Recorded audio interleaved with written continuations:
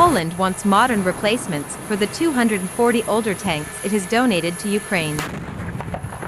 The U.S. Army is weighing options for fast-tracking the delivery of M1 Abrams tanks to Poland to boost the NATO nation's armor capabilities and replace old tanks donated to Ukraine for use in the war against Russia.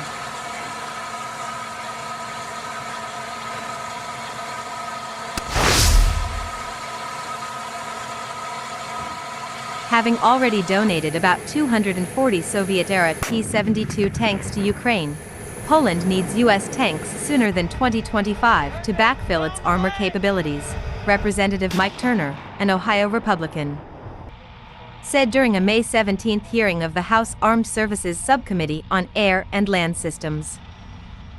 The Polish government signed a foreign military sales deal in April with the U.S. to buy the 250 M1A2 SEPV-3 Abrams tanks for $4.75 billion. But under the current schedule, those tanks won't show up in Poland until late 2024 or early 2025, Turner added.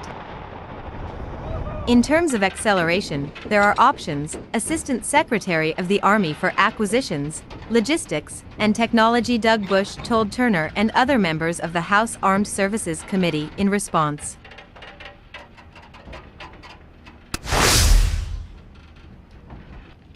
Bush said the Army could deliver the tanks and other vehicles through the recently passed Ukraine Democracy Defense Lend-Lease Act. That law provides explicit authority for transfers of U.S. arms to Ukraine, but also mentions helping other Eastern European countries impacted by the Russian Federation's invasion of Ukraine, which would include neighboring Poland.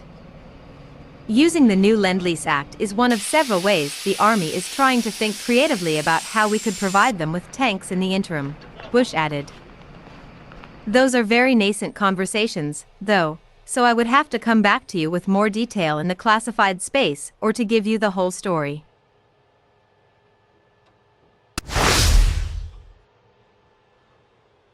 The M1 Abrams purchases are one component of that modernization. The U.S. military had first announced that the U.S. State Department had signed off on the proposed sale of 250 of these tanks to Poland in February.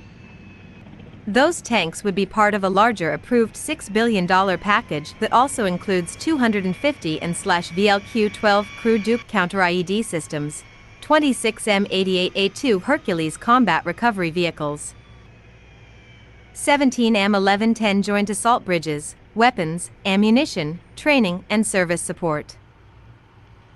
This proposed sale will support the foreign policy and national security of the United States by helping to improve the security of a NATO ally that is a force for political stability and economic progress in Europe, the U.S. Defense Security Cooperation Agency, DSCA, said in an announcement of the tank deal with Poland in February.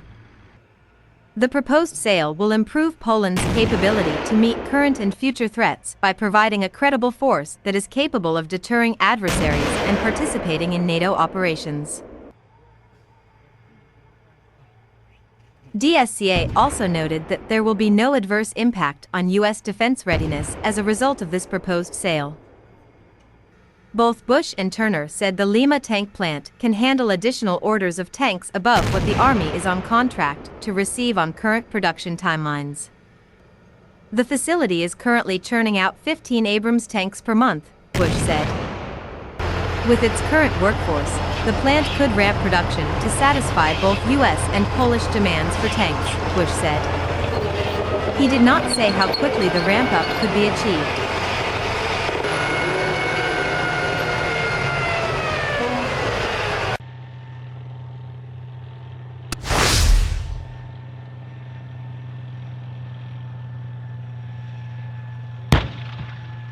Backfilling European military capabilities and capacity as a result of donations to Ukraine has already become an issue. Poland specifically has received stopgap assistance from NATO allies to close its capability gaps until replacement equipment arrives or is built. Polish Prime Minister Mateusz Morawiecki confirmed a plan by the UK to send an undisclosed number of Challenger 2 tanks to fill the capability gap opened by Poland donating its military equipment to Ukraine. Unlike the US sale of M1, the British tanks will deploy on a short-term basis and be operated by British crews. NATO nations have rallied behind Ukraine and poured weapons into the fight, but now find themselves needing an infusion of military capacity.